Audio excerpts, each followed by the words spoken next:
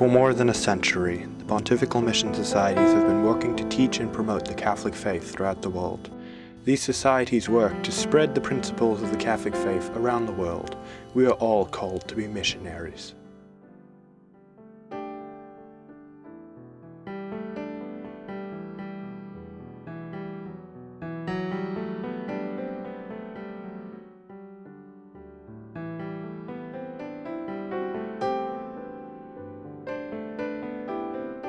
The Pontifical Mission Societies have their roots in the 19th century.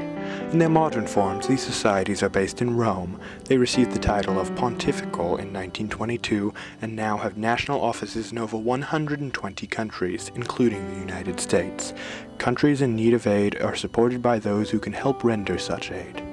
The Diocese of Arlington is home to one of the branches of these societies.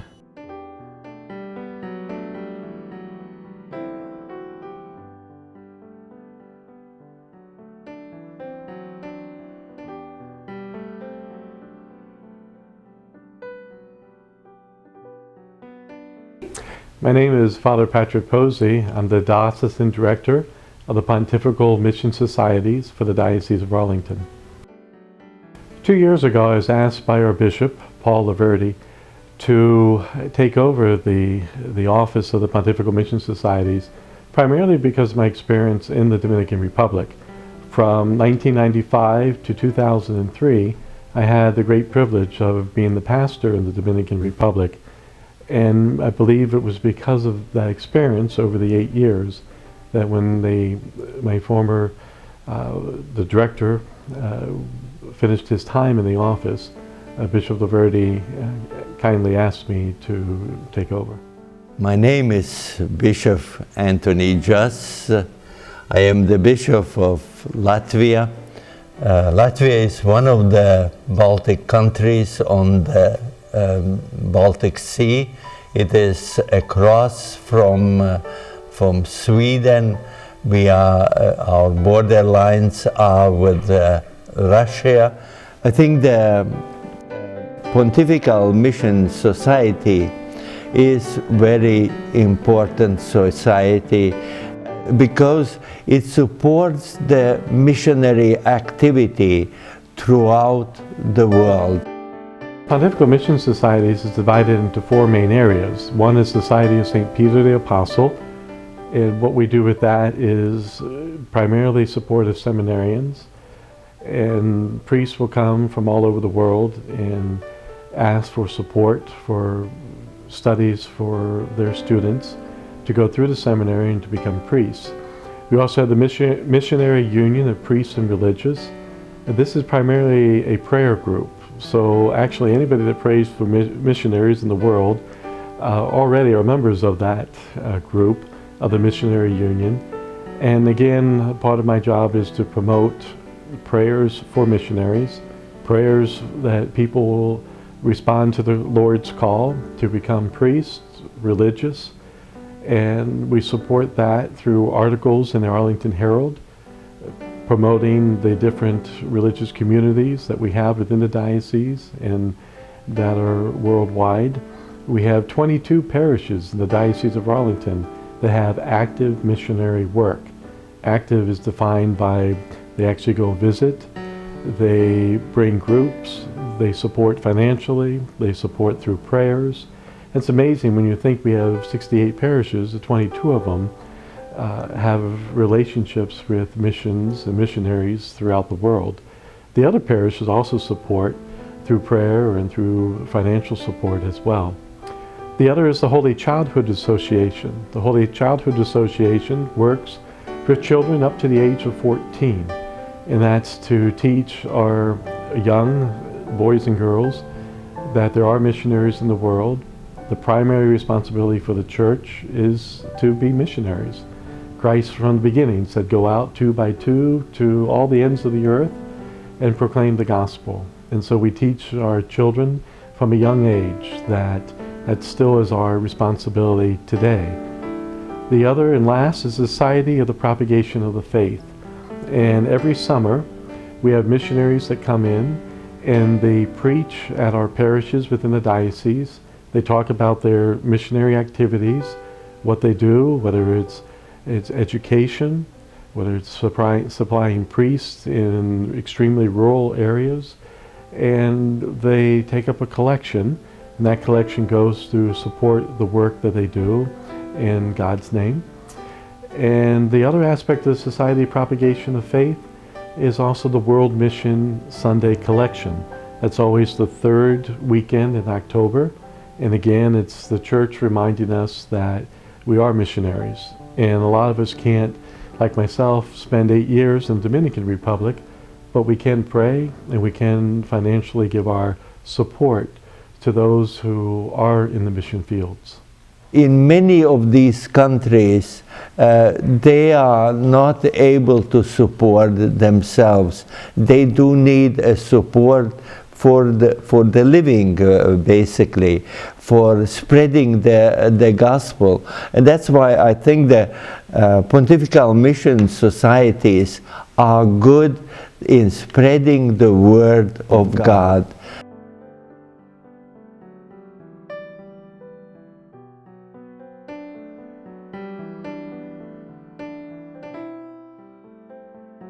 The Propagation of the Faith, one of the 4 Pontifical Mission Societies, was the first one founded in 1822 in France by a young French laywoman named Pauline Marie Jaricot.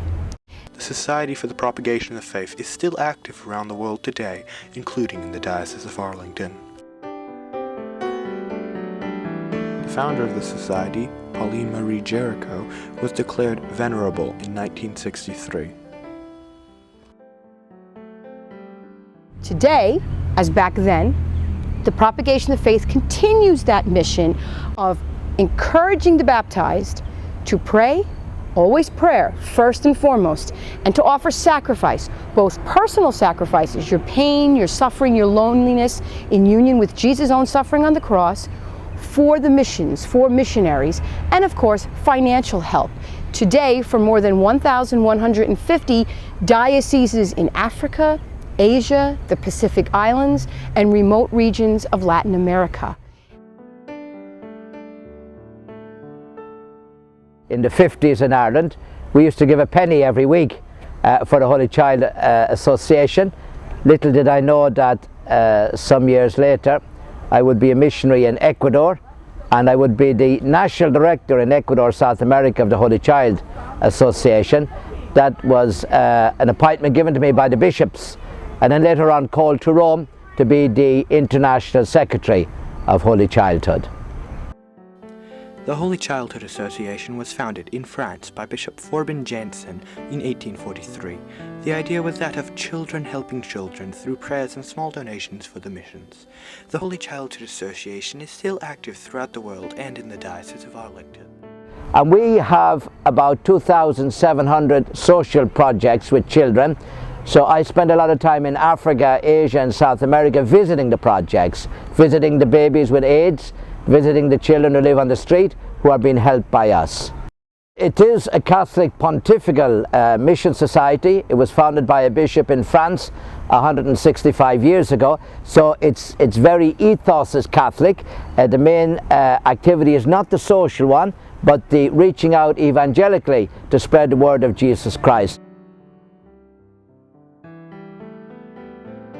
The Holy Childhood Association caters to children from kindergarten to the 8th grade, and children become members by joining for $1.25. They get newsletters about wonderful, wonderful stories about the missions, and they learn that through their baptism, as babies when they're baptized, they become missionaries.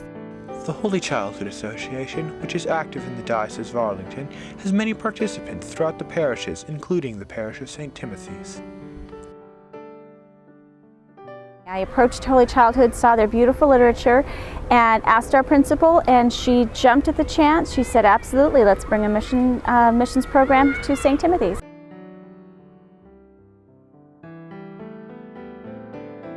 Our first year we were very successful. We collected $2,600, mostly in change. As soon as I went into the classroom and started telling the children about the Rosary, they responded in the most beautiful way. Some of the things that I saw, were really beautiful.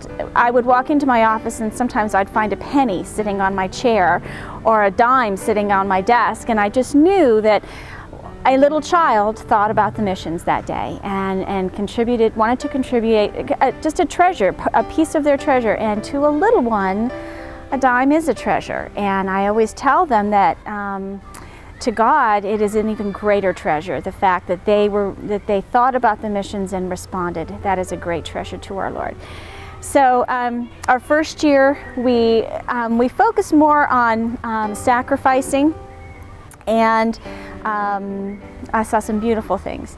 Our second year, we expanded with the Living Rosary. Our school prayed the Rosary together as a group.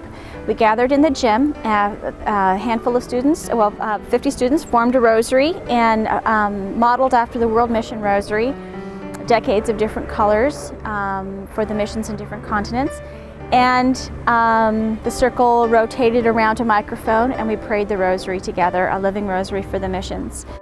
Also last year we continued our focus on prayer, and we designed the Wall Rosary, or the World Mission Rosary campaign, where we collected, if you will, rosaries and presented a spiritual bouquet to our diocesan director of missions. 1,500 rosaries. We collected little slips of paper when they prayed a rosary, and we accumulated, like I said, 1,500 rosaries for the missions. In a beautiful way, the mission program here at St. Timothy's really does spill over into the family life of our students. When we started the campaign, for example, in collecting rosaries, the children started praying the rosary to and from school in their carpools, which was really wonderful. So we count then everyone in the car. You know, we count every one of their rosaries. The children have started to pray for the rosary, for the missions at home, and invite their families to pray the rosary. So that's a beautiful kind of spillover from our program here at the school. I get to see all these beautiful acts of charity from our students, and it really isn't that much of a burden in addition to my regular classroom schedule. I simply go in 3 times a year and just talk to each of the classes, and it's a joy every time to share the beautiful literature that Holy Child puts together. And I would take a look at the website, because their website is really, really beautiful, and you get a good feel for the quality of the literature that they have. And again, it's just handing it to the children and then watching them run with it. And it's been a great joy for me to be able to see our children respond. Presently, I've been working there for the National Office of the Propagation of the Faith, which is one of 4 Pontifical Mission Societies. We are the Pope's Mission Societies. I started as the Communications Director, and I got the job actually because my very first boss ever, when I got out of college, I was working for Catholic New York newspaper, the newspaper of the Archdiocese of New York. And for a while I left there after 2.5 years and worked for a corporation, a secular corporation. And I was in that job and writing and doing things, but not really feeling connected to a greater good or something that could benefit other people. And my first boss, Jerry Costello, who was the editor-in-chief, the founding editor of the paper, called me up and said, "You want to go work for the Propagation of the Faith?" And to be honest, I had no idea what the Propagation of the Faith was or did, and I said, "Sure." Something in me said, "Go, listen." And I did, and I started as the communications director, sending out press releases, communicating with our diocesan offices like here in Arlington and throughout the country. And then little by little, I started to get more involved with the work. I became the editor of Mission Magazine, which is the national magazine of the Propagation of the Faith. I became in charge of more of the development programs and the mission animation programs, reminding, our little tagline on the Pontifical Mission Societies is, reminding all the baptized we're missionaries. And that's at the heart of the work that we do, and all the other stuff kind of fulfills that mandate that we have in the Church.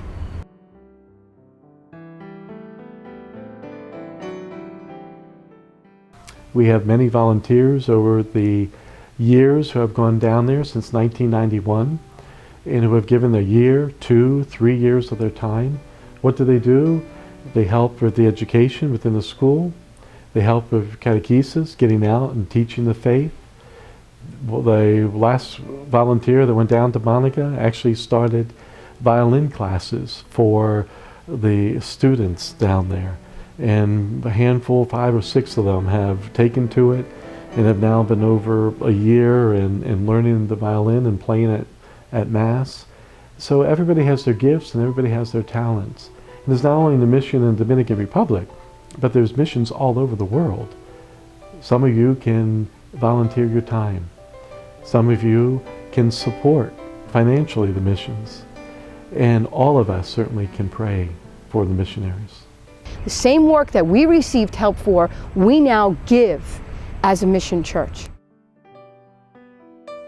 My last assignment as a pastor was in the Dominican Republic, and I was asked by the Diocese of Arlington and the Bishop Keating to work with the Diocese of San Juan de la Maguana in the Dominican Republic in a sort of a sister relationship where I would become a priest of the Diocese of San Juan de la Maguana.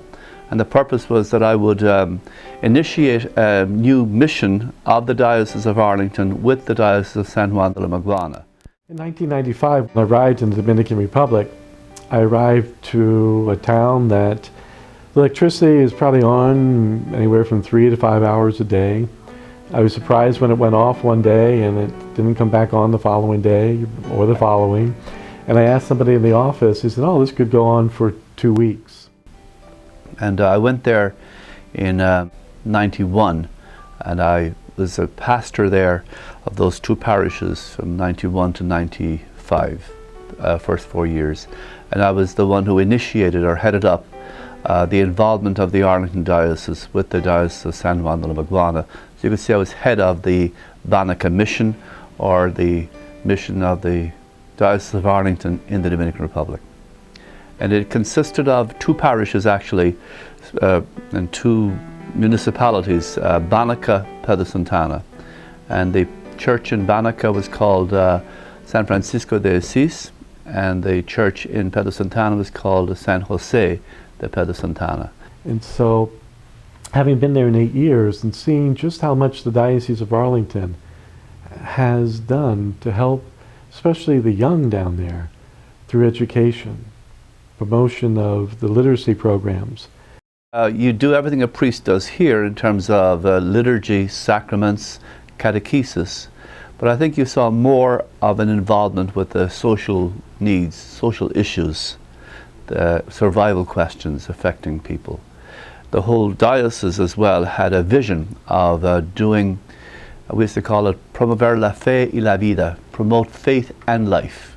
That how can you preach the gospel to empty stomachs? So the social and survival needs of people took at least, I would say, 50% of your time. The Pontifical Mission Societies is one that we focus on a lot, of course, is the financial support. But really the main goal of the Pontifical Mission Societies is to remember that we are